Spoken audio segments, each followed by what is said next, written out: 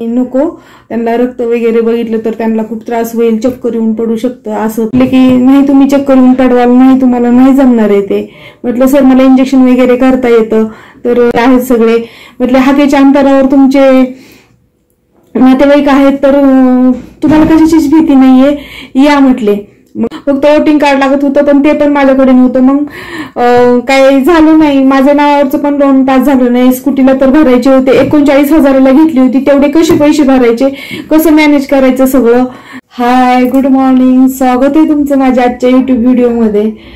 तर पाठीमागच्या व्हिडिओमध्ये सांगितल्याप्रमाणे माझी छोटी मुलगी आजारी पडली होती. मी नर्सरीमध्ये कामाला गेले होते तर माझी छोटी मुलगी आजारी पडली तर तिला घेऊन आम्ही हॉस्पिटलमध्ये गेलो, भक्ती हॉस्पिटलमध्ये कामासाठी. त्यांना एका नर्सची गरज होती. मग ते म्हटले की आम्हाला एखादी नर्स वगैरे असेल तर सांगा तुमच्या माहितीप्रमाणे.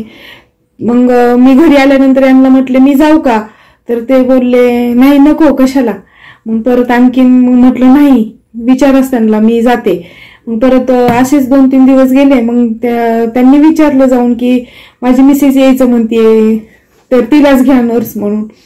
तर डॉक्टर म्हटले नाही नाही नको, त्यांना रक्त वगैरे बघितलं तर त्यांना खूप त्रास होईल, चक्कर येऊन पडू शकतं असं तसं.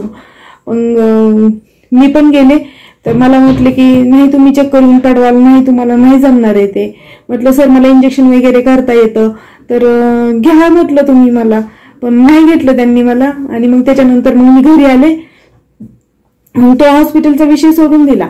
मग 3-4 दिवस झाले, मग त्यांना कुठले सिस्टर वगैरे काही भेटलंच नाही वाटतं. मग परत तेच माझ्या मिस्टरांना बोलले की जगदाळे तुमच्या मिसेसला पाठवा म्हटले कामाला. मग परत हे मला बोलले की नाही जा म्हटले, तुला बोलवले म्हटले डॉक्टरांनी. मी म्हटलं नाही आता मला नको, म्हणजे जायचं होतं मला कुठेतरी कामाला पण मी काय माहिती, मी म्हटलं नाही आता मला नको. मग परत मग डॉक्टर म्हटले की बोलवा त्यांना, मी सांगतो म्हटले समजावून. मग ते म्हटलं नाही मला भीती वाटते असं तसं. मला म्हटले तुम्हाला भीतीची काय गरज आहे. त्यांना माहिती होतं की सगळे वाकडला म्हणजे माझ्या माहेरचे आहेत सगळे. म्हटले हाकेच्या अंतरावर तुमचे नातेवाईक आहेत तर तुम्हाला कशाचीच भीती नाहीये, या म्हटले. मग नाही करत मग 1-2 दिवस गेले आणि परत मग मी जॉईन झाले हॉस्पिटलमध्ये. तर हॉस्पिटलमध्ये 3 वर्ष जॉब केला. तर पहिल्या महिन्यातच मला डॉक्टरांनी फक्त 500 रुपये हजरी होती त्यावेळेस. 500 रुपये अख्ख्या महिनाभर काम करायचं, मग 500 रुपये यायचे. तर 500 रुपयापासून स्टार्ट झालं तर माझी 3,500पर्यंत मला, म्हणजे 3 वर्ष काम केलं त्याच्यात मला सर सारखेच पेमेंट वाढवायचे. म्हणजे 2-3 महिन्याला 200-300 रुपये असे वाढवायचे, त्यांच्या मनाने ते द्यायचे. का तर मी खूप हॉस्पिटलमध्ये सगळं सांभाळत होते. आणि त्याच्यानंतर मग हॉस्पिटलमध्ये परत आणखी हॉस्पिटलमधला पेमेंट कमी पडायला लागला. म्हणजे हॉस्पिटलचा पगार आहे ना कमी पडतोय, अपेक्षा वाढल्या, त्या पहिल्यापेक्षा जास्त अपेक्षा वाढल्या. आणि असं वाटायला लागलं की नाही आता खर्चाला आपल्याला पैसे कमी पडतायत, तर मग दुसरीकडे कुठंतरी जॉब शोधावा. नाही मग बिर्ला हॉस्पिटलमध्ये पण ट्राय केले. एक पेशंट येत होतं तर ते पेशंट मला म्हटले की नाही बिर्ला हॉस्पिटलमध्ये जा, की तिथं त्यांनी मला नंबर पण दिला आणि मी गेले पण सिलेक्ट पण झाले, सगळं झालं. पण तिथं नाईट शिफ्ट असल्यामुळे मग हे म्हटले की नाही नको, नाईट शिफ्ट आहे. आणि मुलगी लहान होती, 4 वर्ष झाले होते तिला. मग परत मग म्हटलं मला पण माहिती पटलं, मग म्हटलं ठीक आहे जाऊ दे. मग ते बिर्ला हॉस्पिटल मधला जो जॉब होता तो पण सोडला मी. आणि त्याच्यानंतर मग घरीच बसून होते थोडे दिवस. हे कंपनी जात होते, एक मारुंजीला एक कंपनी होती डॅक्स म्हणून, तर तिथं हे कामाला जात होते. तर तिथले अण्णा म्हणून होते, तर ते अण्णा बोलले की जगदाळे मिसेसला कामाला आणा, तुमच्या इथं आपल्याला गरज आहे, घरी बसून काय करतायत त्या. मग ह्यांनी मला सांगितलं एक वेळेस, पण परत काय एवढं काय लक्षच नाही दिलं. पण ते अण्णाच 2-3 वेळा बोलले ह्यांना. मग हे म्हटले नाही आज कंपनीत आहे म्हटले, तुला यायचं असेल तर चल. तर मग मी म्हटलं मला तर काय जॉबच करायचं होतं. म्हटलं ठीक आहे चला म्हटलं. आणि त्यावेळेस माझी मुलगी एक 5 वर्षाची होती. आणि मग मी कंपनीत जायला लागले कामाला. स्टार्टिंगला पेमेंट होता, महिन्याचा पेमेंट होता 2600 रुपये, 2,600 रुपये महिन्याचा पेमेंट देत होते. तर मग माझी मुलगी घरीच ठेवून मी कामाला जायला लागले.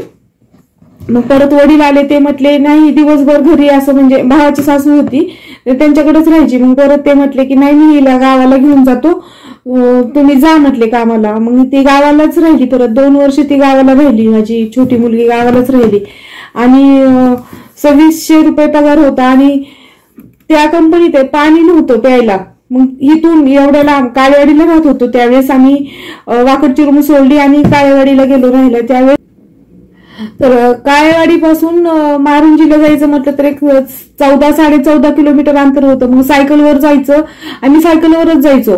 तर सायकलवर जायचं खूपच जास्त अवघड वाटत होतं, ते पण पाण्याच्या बाटल्या, दोघांचे डबे एवढं घेऊन पाठीमागं बसायचं खूप अवघड वाटत होतं. आणि काय माहिती माझ्या डोक्यात विचार आला की नाही आता आपल्याला एक गाडीच पाहिजे. कसा आला माहित नाही, पण कधी विचारही नव्हता केला, गाडीच पाहिजे म्हटलं.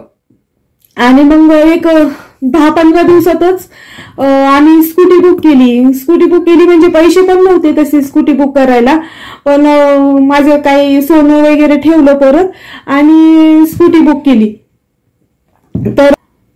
तर स्कूटी बुक केली, स्कूटी पिप पर्पल कलरची, माझी फर्स्ट टाइमची गाडी आहे ती आता माझ्याकडे पार्किंगलाच आहे. आणि तर यांच्या नावावर बुक केली, पण यांच्या नावावर काही लोन पास होत नव्हतं, माझ्या नावावर काही संबंधच नव्हता. त्यावेळेस आधार कार्ड वगैरे असलं काही लागत नव्हतं, फक्त वोटिंग कार्ड लागत होतं, पण ते पण माझ्याकडे नव्हतं. मग काही झालं नाही, माझ्या नावावरचं पण लोन पास झालं नाही. स्कूटीला तर भरायचे होते, 39,000ला घेतली होती, तेवढे कसे पैसे भरायचे, कसं मॅनेज करायचं सगळं. तर 39,000 रुपये मी कसे मॅनेज केले मी तुम्हाला पुढच्या व्हिडिओमध्ये सांगेल. बाय.